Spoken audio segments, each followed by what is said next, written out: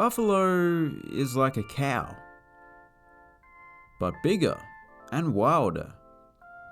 So with all the important stuff out of the way, here are the stadiums and arenas of Buffalo, New York.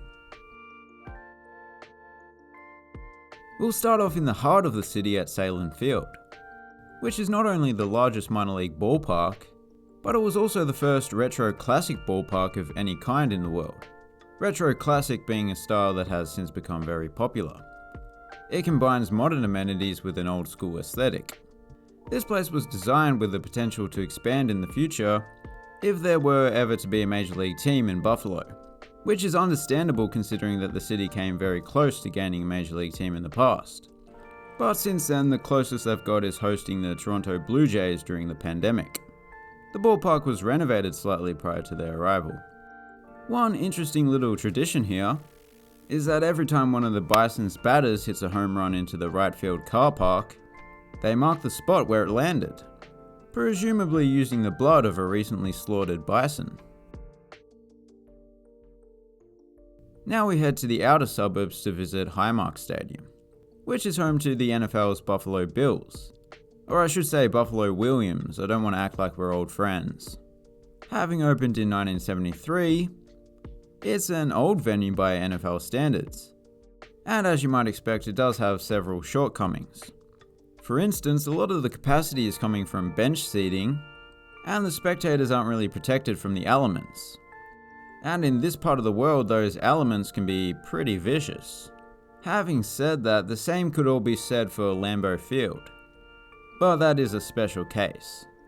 So, as you might already know, the Bills are building themselves a new stadium right across the street from the current one, which should be completed by 2026. It's not going to be a completely covered stadium, but it is going to provide a lot more protection from the harsh winds that this area is known for. It also looks freaking cool, which is an added bonus.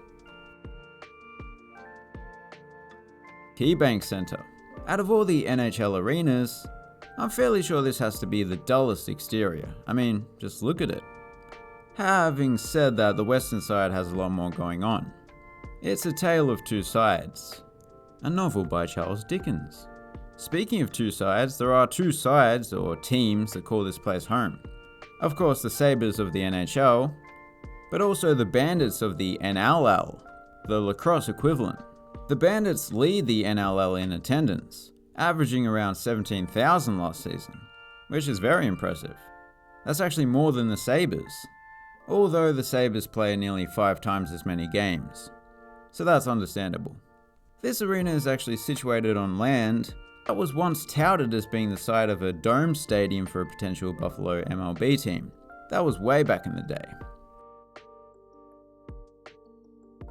University at Buffalo Stadium is the self-titled home of the University at Buffalo's Buffalo Bulls, not to be confused with the Buffalo Williams. They are a college team, so it's perfectly reasonable to be a fan of both the Buffalo Bulls and the Buffalo Williams. This stadium has an origin story unlike most college football stadiums. It was built to host the 1993 World University Games, but it was also part of a push to get the Bulls back to playing Division I football. It worked, they do.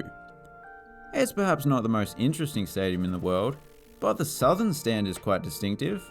A triple split level stand is not all that common. Also, usually a college stadium of this size wouldn't have such a large stand beyond one of the end zones.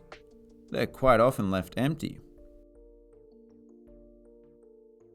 Next door is an arena with an even more generic name than University at Buffalo Stadium, Alumni Arena.